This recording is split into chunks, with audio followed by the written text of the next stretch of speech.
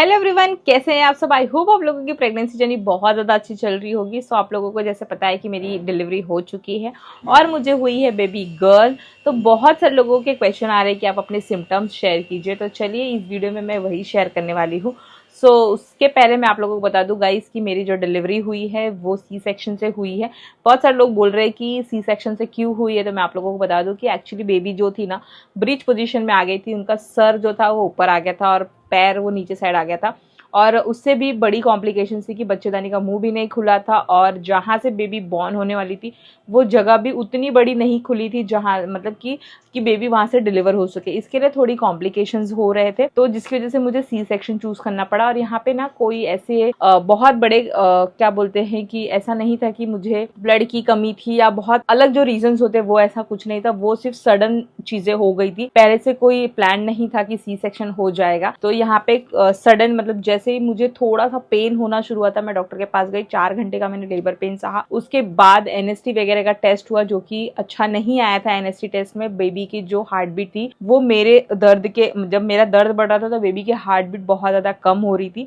तो जिसकी वजह से डॉक्टर ने यहाँ पे तुरंत सी सेक्शन करने की एडवाइस दी, तो वो हमने फॉलो की, हमें वहाँ पे करना ही पड़ा। तो यही वजह थी कि हम मतलब मेरी जो डिलीवरी है वो सी सेक्शन हुई। और जो बेबी है ना बहुत ज्यादा हेल्दी थी। उनका जो वेट था वो 3.3 kg का था और सर थोड़ा सा बड़ा था, इसकी वजह से भी नॉर्मल डिलीवरी पॉसिबल नहीं। एक्चुअली एंड मोमेंट पे यही हुआ कि नॉर्मल डिलीवरी पॉसिबल ही नहीं थी, इसके लिए यहाँ पे सी सेक्शन करना पड़ा। बाकी पहले से कोई प्लान नहीं था या पहले से कोई कॉम्प्लिकेशंस नहीं थे, ऑन ऑफ सडन सारी जो कॉम्प्लिकेशंस थी वो आई थी। तो चलिए ये सब चीजें हो गई और यहाँ पे हम बात करते हैं कि जो मेरे सिम्टम्स थे वो क्या क्या थे बेबी गर्ल के टाइम पे। तो सारी स्टार्टिंग से मैं सिम्टम्स बताती हूँ। तो जैसे ही मैं प्रेग्नेंट हुई, मतलब मुझे 1.5 महीना बाद पता चला कि आई एम प्रेग्नेंट। सो उसके बाद जो सिम्टम्स है कुछ भी लाइक ना ही वॉमिट वगैरह कुछ भी नहीं था। जैसे मैंने आप लोगों को प्रीवियस वीडियो में सब शेयर किया है कि मुझे वॉमिट वगैरह कहीं पे भी कोई भी एक पूरे प्रेगनेंसी में एक वॉमिट भी नहीं हुआ है मुझे। ना ही मॉर्निंग सिकनेस था, ना ही चक्कर वगैरह आ रहे थे। मतलब प्रेगनेंसी के कोई सिम्टम स्टार्टिंग के 3 महीने तक कुछ दिखे ही नहीं। सिर्फ मैंने यूरिन से टेस्ट किया, तब जाके मुझे पता चला कि मेरा पीरियड मिस हुआ था, तो मुझे पता चला कि आई एम प्रेग्नेंट। बाकी कोई सिम्टम्स वाइज मुझे पता नहीं चला था कि आई एम प्रेग्नेंट। तो ये 3 महीने के जो सिम्टम्स है वो ये थे कि मुझे कुछ भी नहीं था। और एफएचआर की बहुत सारे लोग क्वेश्चन करें कि एफएचआर आपके बेबी का कितना था। तो ये जो एक चीज़ होती है ना कि बेबी का जो एफएचआर होता है, अगर बिलो 140 हो तो बेबी बॉय होता है, अबव 140 हो तो बेबी गर्ल होती है। तो ये मेरे केस में थोड़ा सटीक बैठा है, क्योंकि मेरा जो एफएचआर था हमेशा से 150 अबव ही था, 153। एक बार तो 171 था। और जो बेबी है ना बहुत ज़्यादा हेल्दी थी। उनका जो वेट था वो 3.3 kg का था और सर थोड़ा सा बड़ा था, इसकी वजह से भी नॉर्मल डिलीवरी पॉसिबल नहीं। एक्चुअली एंड मोमेंट पे यही हुआ कि नॉर्मल डिलीवरी पॉसिबल ही नहीं थी, इसके लिए यहाँ पे सी सेक्शन करना पड़ा। बाकी पहले से कोई प्लान नहीं था या पहले से कोई कॉम्प्लिकेशंस नहीं थे, ऑन ऑफ सडन सारी जो कॉम्प्लिकेशंस थी वो आई थी। तो चलिए ये सब चीज़ें हो गई और यहाँ पे हम बात करते हैं कि जो मेरे सिम्टम्स थे वो क्या क्या थे बेबी गर्ल के टाइम पे। तो सारी स्टार्टिंग से मैं सिम्टम्स बताती हूँ। तो जैसे ही मैं प्रेग्नेंट हुई, मतलब मुझे 1.5 महीना बाद पता चला कि आई एम प्रेग्नेंट। सो उसके बाद जो सिम्टम्स है कुछ भी लाइक ना ही वॉमिट वगैरह कुछ भी नहीं था। जैसे मैंने आप लोगों को प्रीवियस वीडियो में सब शेयर किया है कि मुझे वॉमिट वगैरह कहीं पे भी कोई भी एक पूरे प्रेगनेंसी में एक वॉमिट भी नहीं हुआ है मुझे। ना ही मॉर्निंग सिकनेस था, ना ही चक्कर वगैरह आ रहे थे। मतलब प्रेगनेंसी के कोई सिम्टम स्टार्टिंग के 3 महीने तक कुछ दिखे ही नहीं। सिर्फ मैंने यूरिन से टेस्ट किया, तब जाके मुझे पता चला कि मेरा पीरियड मिस हुआ था, तो मुझे पता चला कि आई एम प्रेग्नेंट। बाकी कोई सिम्टम्स वाइज मुझे पता नहीं चला था कि आई एम प्रेग्नेंट। तो ये 3 महीने के जो सिम्टम्स है वो ये थे कि मुझे कुछ भी नहीं था। और एफएचआर की बहुत सारे लोग क्वेश्चन करें कि एफएचआर आपके बेबी का कितना था। तो ये जो एक चीज होती है ना कि बेबी का जो एफएचआर होता है, अगर बिलो 140 हो तो बेबी बॉय होता है, अबव 140 हो तो बेबी गर्ल होती है। तो ये मेरे केस में थोड़ा सटीक बैठा है, क्योंकि मेरा जो एफएचआर था हमेशा से 150 अबव ही था, 153।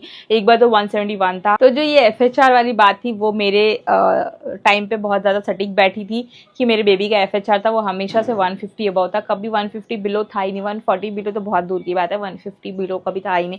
153, 158, 171 फर्स्ट टाइम जब मैंने स्कैन कराया था तो उसमें 171 बीपीएम आया था। तो यहाँ पे हमेशा से वो ऊपर ही था। तो ये जो सिम्टम्स था बेबी गर्ल का ही सिम्टम्स था, तो वो मेरे साथ सटीक बैठा था। बहुत से लोग बोले चाइनीज कैलेंडर में आपके साथ क्या है। तो मेरी एज के हिसाब से, अगर मैंने 29 एज के हिसाब से देखा था, तो मेरा जो चाइनीज कैलेंडर के हिसाब से आया था वो भी बेबी गर्ल आया था। तो यहाँ पे ये भी चीज मेरे टाइम पे सटीक बैठी थी। और यहाँ पे अगर एक एस्ट्रो की बात की जाए तो मैंने एक एस्ट्रो से भी प्रेडिक्शन लगवाया था। एक्चुअली पेज वाइज उन्होंने मुझे मैसेज किया था, तो मैंने उन्हें यहाँ पे प्रेडिक्शन करने कहा था कि आप प्रेडिक्शन कीजिए। मैंने उनका पेज प्रमोट किया था, तो उन्होंने मेरे लिए जो प्रेडिक्शन किया था वो भी बेबी गर्ल उन्होंने प्रेडिक्ट किया था और वही सच हुआ मेरे साथ। और उससे भी अच्छी बात है कि मेरा जो इंस्टिंक्ट था स्टार्टिंग से ही, बहुत सारे लोग बेली देख के बोल रहे थे कि आपको ट्विंस है, आपको बेबी बॉय होने वाला है, बट मुझे ना मेरी जो इंस्टिंक्ट थी, पता नहीं क्यों मुझे ऐसा लग रहा था कि बेबी गर्ल थी। मैंने ये बात किसी से शेयर नहीं की है कि मेरी जो इंस्टिंक्ट थी वो क्या कह रही थी, बट जो मॉम की इंस्टिंक्ट्स होते हैं ना गाइज, वही यहाँ पे सच होते हैं। बहुत सारे लोग ऐसे बोल रहे थे कि आपको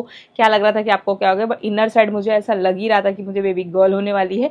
पता नहीं क्यों, बहुत सपने वगैरह में भी ये चीजें आ रही थी कि आपको बेबी गर्ल पैदा होने वाली है। और यहाँ पे अगर क्रेविंग्स की बात की जाए तो मुझे एक्चुअली प्रेगनेंसी के पहले से ही मीठा पसंद ही नहीं था, तो प्रेगनेंसी में भी मैंने कभी मीठा खाया ही नहीं।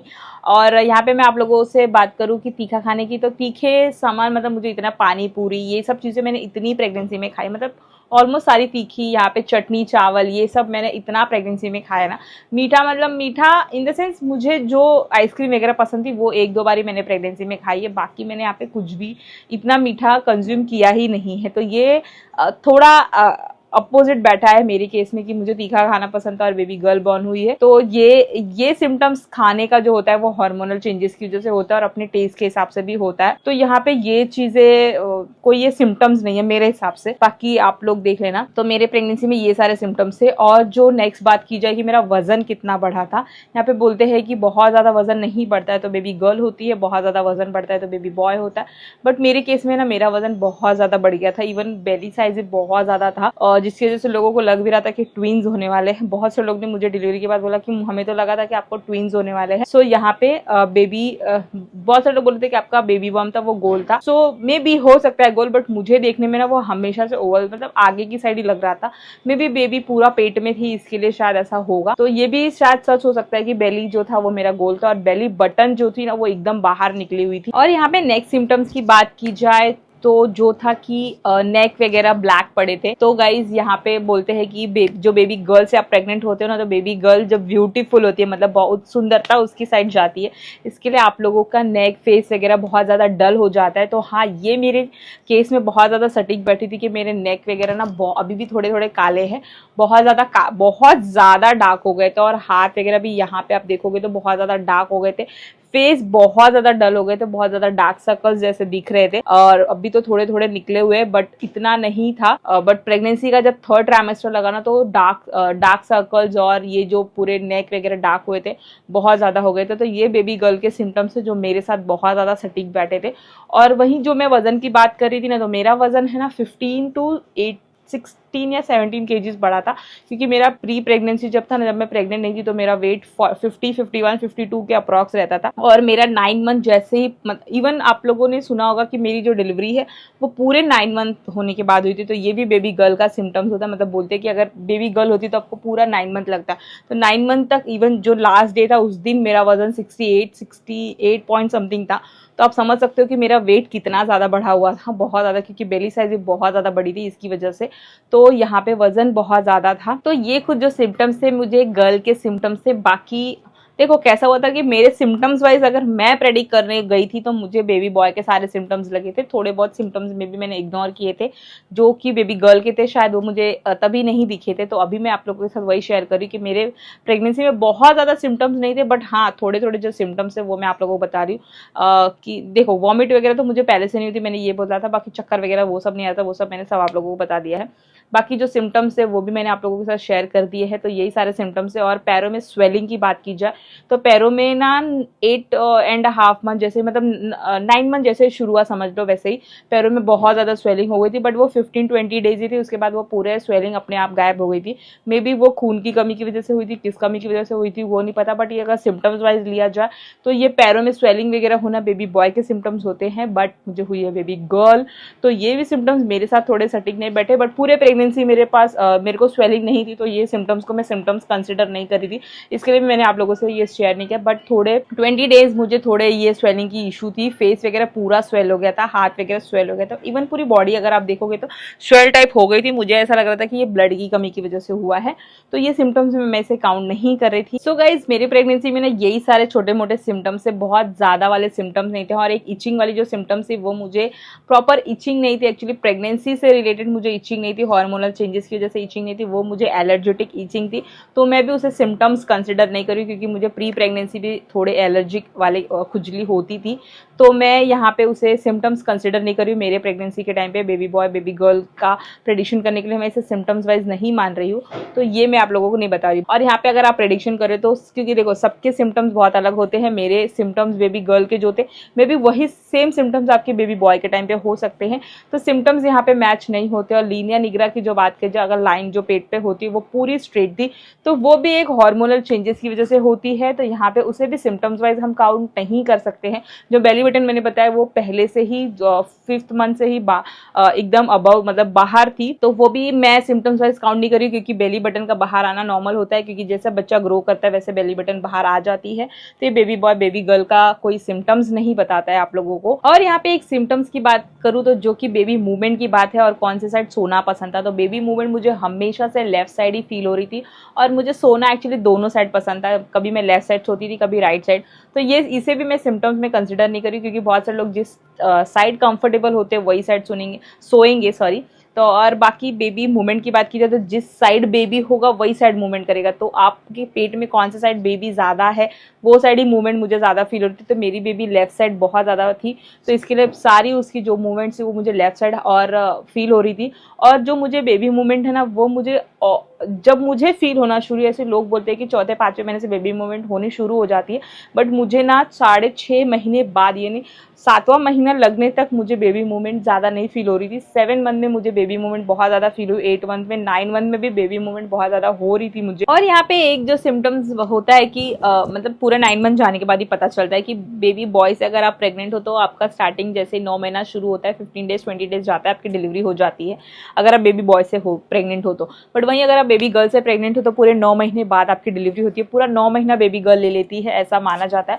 बट मैं इसे सिम्टम्स वाइज कंसिडर नहीं करती हूँ, क्योंकि मैंने बहुत सारे ऐसी प्रेगनेंसीज देखी है, मतलब मेरे घर में मेरी भाभी वगैरह, मेरी जो देवरानी जेठानी वगैरह प्रेग्नेंट थी, तो उनकी ना बेबी बॉय के टाइम पे वो पूरे 9 महीने ही बच्चों ने लिया था। ऐसा कुछ नहीं है कि ये बेबी गर्ल का सिम्टम्स होता है, तो मैं इसे सिम्टम्स वाइज कंसिडर नहीं कर रही हूँ, क्योंकि आप लोगों को पता है कि मेरी जो EDD थी, LMP के हिसाब से जो मेरी एक्सपेक्टेड डिलीवरी डेट आई थी वो 4 सितंबर थी, बाकी रिपोर्ट्स वगैरह में 5 सितंबर दिख रही थी, कोई में 2 सितंबर दिख रही थी, तो मेरी जो डिलीवरी हुई वो 31 अगस्त को हुई थी, 2-4 दिन पहले की हुई थी। तो यहाँ पे मैं इसे सिम्टम्स वाइज कंसिडर नहीं कर रही थी कि ये बेबी गर्ल और बेबी बॉय के सिम्टम्स होते हैं।